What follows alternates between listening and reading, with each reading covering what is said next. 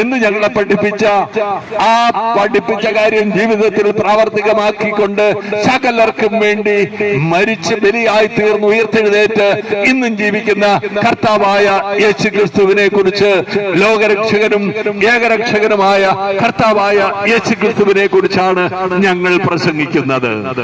ഇവിടെ ഒരു കാര്യം ശ്രദ്ധിക്കണം. യേശു ക്രിസ്തു ഒരു മതത്തിന്റെ മാത്രം വക്താവാണ്, അല്ലെങ്കിൽ യേശു ക്രിസ്തു ഒരു പ്രത്യേക വിഭാഗത്തിന്റെ ദൈവമാണ് എന്നൊക്കെ ആരെങ്കിലും ചിന്തിക്കുന്നുണ്ടെങ്കിൽ അത് തെറ്റാണ്.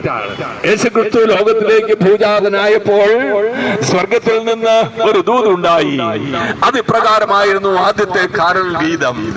അതിപ്രകാരമായിരുന്നു, ഇതാ സകല ജനതകൾക്കും വേണ്ടിയുള്ള സന്തോഷത്തിന്റെ സദ്വാർത്ത. ആർക്ക് വേണ്ടിയാ? സകല ജനത്തിനും വേണ്ടിയുള്ള സന്തോഷത്തിന്റെ സദ്വാർത്ത. കർത്താവായ യേശു ക്രിസ്തുവിന്റെ ജനനത്തെ സംബന്ധിച്ച അറിയിപ്പായത്.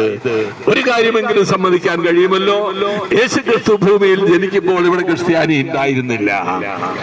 അപ്പോൾ അവന് ജനിക്കുന്നത്, അവൻ ലോകത്തിലേക്ക് വന്ന ദൈവം, അവൻ മനുഷ്യാവതാരം ചെയ്ത് ഇവിടേക്ക് കടന്നു വന്നത് സകല മനുഷ്യരുടെയും വിമോചനത്തിനും രക്ഷയ്ക്കും വേണ്ടി ആയിരുന്നു എന്ന സത്യം അംഗീകരിക്കുവാനായി കഴിയേണ്ടതാണ്. അങ്ങനെ കഴിയുമ്പോൾ ഒരു കാര്യമുണ്ട്, ഞങ്ങളെ സംബന്ധിച്ചിടത്തോളം ഞങ്ങൾ പ്രസംഗിക്കുന്ന സുവിശേഷം സകലർക്കും വേണ്ടിയുള്ളതാണ്. ഞങ്ങൾ പ്രസംഗിക്കുന്ന യേശു ക്രിസ്തു സകലരുടെയും രക്ഷകനാണ്.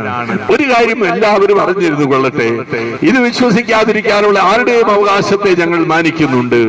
എന്നാൽ ഇത് വിശ്വസിക്കാത്തപ്പോഴും യേശു ക്രിസ്തുവിലൂടെ ദൈവമൊരുക്കിയ രക്ഷാപദ്ധതിയുടെ ഗുണം അത് ആവശ്യമില്ലാത്ത ഒരു മനുഷ്യനും ഭൂമിയിലില്ല എന്ന് സകല മനുഷ്യരും അറിഞ്ഞുകൊള്ളട്ടെ. യേശു ക്രിസ്തുവിലൂടെ സാക്ഷാത്കരിക്കപ്പെട്ട കാൽവരി യാഗത്തിലൂടെ നിവൃത്തിയാക്കപ്പെട്ട ദൈവത്തിന്റെ രക്ഷാപദ്ധതി, ആ രക്ഷാപദ്ധതിയിലൂടെ ദൈവവുമായി പാപികളായ മനുഷ്യനെ അനുരഞ്ജിപ്പിക്കുന്ന ക്രിസ്തുവിന്റെ സ്നേഹം സ്വന്തമാക്കാതെ മനുഷ്യന് രക്ഷയില്ല എന്ന് അറിഞ്ഞുകൊള്ളട്ടെ. ആ രക്ഷ എന്ന് പറയുന്നത് ഇവിടെ സാക്ഷാത്കരിക്കാൻ പോകുന്നതല്ല, ഇവിടെ അതിന്റെ അനുഭവം സ്വന്തമാക്കാൻ സാധിക്കും. എന്നാൽ ആ രക്ഷ എന്ന് പറയുന്നത് ദൈവത്തോട് കൂടെയുള്ള നിത്യ സൗഭാഗ്യ ജീവിതമാണ് എന്ന് അറിഞ്ഞുകൊള്ളട്ടെ. ഇവിടെ പൂർത്തിയാക്കാൻ കഴിയാത്ത ജഡികാഭിലാഷങ്ങളുടെ പൂർത്തീകരണത്തിന് വേണ്ടി ഒരുക്കപ്പെട്ടിരിക്കുന്ന സ്ഥലമാണ് സ്വർഗമെന്ന് ഏതെങ്കിലും പൈശാചിക പ്രബോധനങ്ങൾ നിങ്ങൾക്ക് ലഭിച്ചിട്ടുണ്ടെങ്കിൽ ഓർത്തുകൊള്ളുക.